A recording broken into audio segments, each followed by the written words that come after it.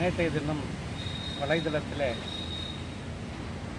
ஊடகவியலாளர் சவுக்கு சங்கர் அவர்கள் தன்னுடைய ட்விட்டர் பக்கத்தில் ஒரு செய்தி பதிவிட்டிருந்தார்கள்.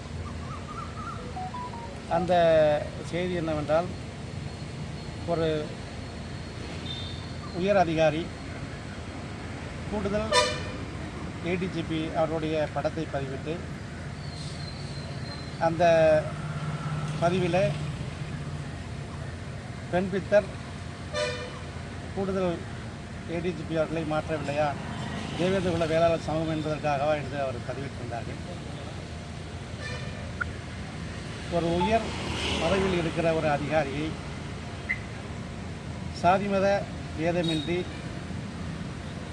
பழகக்கூடியவர், அவருடைய குடும்ப பின்புலம் என்பது அவருடைய உறவினர்கள் உயர்நீதிமன்ற நீதியரசராக இருந்தவர் மற்றும் இந்திய ஆட்சி பணியிலே பொறுப்பில் இருந்தவர்களெல்லாம் அவருடைய உறவினர்கள். இத்தகைய குடும்பத்தைச் சார்ந்த ஒரு சகோதரரை இவ்வாறு அவர் தேவேந்திர குல வேளாளர் சமூகம் என்பதால் அவரை பணியிட மாற்றம் செய்யவில்லை என்பது போல அவர் அந்த செய்தியில் குறிப்பிட்டிருந்தார்கள். குறிப்பாக ஒரு உயரதிகாரியை சாதியின் பெயரால் அவர் குறிப்பிட்டு பொது சமூகத்திற்கு அவரை ஒரு எதிரி போல சித்தரிக்கிற வேலையை சவுக்கு சங்கர்கள் தொடர்ந்து செய்து கொண்டிருக்கிறார்கள்.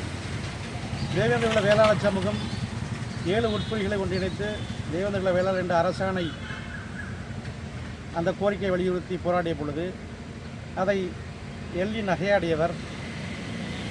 அந்த கோரிக்கைக்கு எதிராக அவர் பத்திரிகையில் செய்தியாக வெளியிட்டார்.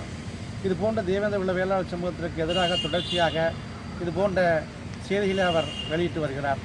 குறிப்பாக தேவேந்திர குல வேளாளர் சமூக மக்கள் இப்பொழுதுதான் முதல் தலைமுறை 2வது தலைமுறையாக உயர் பொறுப்பில் இருந்து தங்களுடைய படிப்பின் மூலமாக உயர் பதவிகளை அடைந்திருக்கிறார்கள்.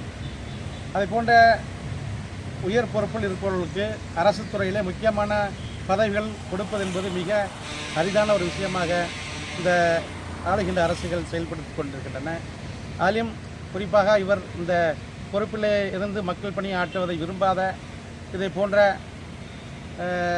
பணத்திற்காக விலை போகின்ற ஊடகவியலாளர்கள் அவரை அந்த பதவியிலிருந்து